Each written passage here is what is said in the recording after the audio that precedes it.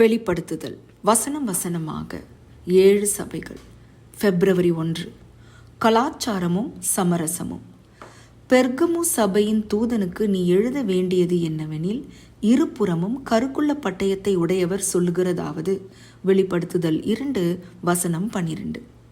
இன்று உலகத்திலேயே அதிகம் மதிக்கப்படுகிற கலாச்சார மையம் எது? அது விவாதத்திற்குரியது.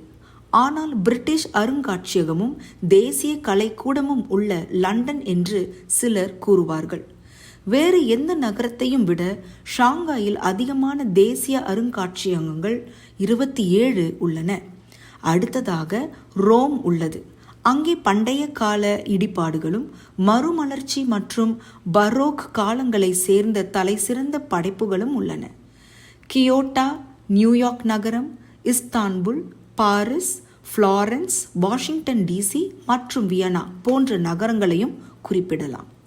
பண்டைய கிரேக்கத்தில் அந்த பட்டியலில் செல்வ செழிப்பும் அதிகாரமும் மிக்க பெர்கமு நகரம் இடம்பெற்றிருக்கும். மகா அலெக்சாண்டரின் காலம் முதல் ரோம பேரரசு எழுப்பின காலம் வரை அந்த நகரம் பெர்கமோன் ராஜ்யத்தின் தலைநகராக செயல்பட்டது. கிமு 281 முதல் 133 வரை கிரேக்க உலகின் ஒரு முக்கிய கலாச்சார மையமாக வளர்ந்தது. அங்கே உலகத்தின் 2வது பெரிய நூலகமும் அழகான அஞ்ஞான கோவில்களும் பலவும் இருந்தன. அங்கிருந்து குறிப்பிடத்தக்க பல நினைவு சின்னங்களை இன்று காணலாம். யோவான் வெளிப்படுத்துதலை எழுதிய சமயத்தில் 7 சபைகளில் வடகோடியில் இருந்த பெர்கமு சபை எபேசு சபையை மிஞ்சியதாக இருந்தது. எபேசு சபை தன் ஆதி அன்பை மறந்திருந்தது. சிமர்னா சபை கடுமையான உபத்திரவத்திற்கு ஆளாகி இருந்தது. பெர்கமு சபையோ தேவனுடைய கிரியைகளை அழிப்பதற்கு சாத்தான் தன் வியூகத்தை மாற்றி செயல்பட்ட இடமாக இருந்தது. பிசாசானவன் சபையை வெளியிலிருந்து தாக்குவதற்கு பதிலாக இப்போது உள்ளே இருந்து தாக்கினான்.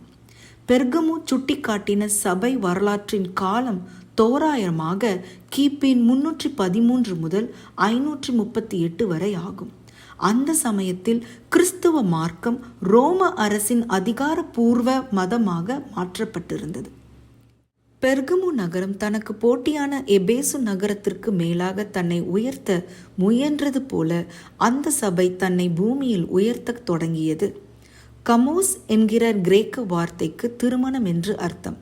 அது அந்த காலகட்டத்தில் சபையும் அரசாங்கமும் இணைவதன் மூலம் மனிதர்களின் கண்களுக்கு முன்பாக சபை தன்னை உயர்த்தி காட்ட விரும்பியதை சுட்டிக்காட்டுகிறது.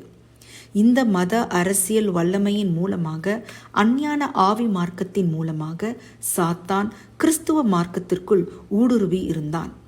இவ்வாறு பெர்கமு சபை ஆவிக்குரிய சமரசம் காணப்பட்ட ஒரு சபையாக இருந்தது. பெர்கமு சபை இருபுறமும் கருக்குள்ள பட்டயத்தை உடையவர் சொல்லுகிற வார்த்தைகளை கேட்க வேண்டியிருந்தது. தேவ வார்த்தை மனிதனால் உருவாக்கப்பட்ட பாரம்பரியத்தின் பாசாங்குகளை ஊடுருவி செல்கிறது. கலாச்சாரம் கிறிஸ்துவத்திற்கு எதிராக இருக்கும்போது, அதன் விழுமியங்கள் வேதாகமத்திற்கு எதிராக இருக்கும்போது, அதன் அருங்காட்சியகங்களை விட்டு வெளியேற வேண்டிய நேரம் வந்துவிட்டதென அர்த்தம்.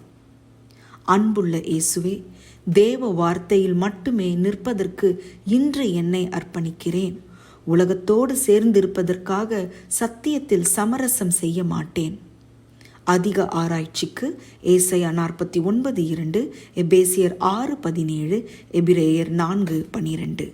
ஆமேன்.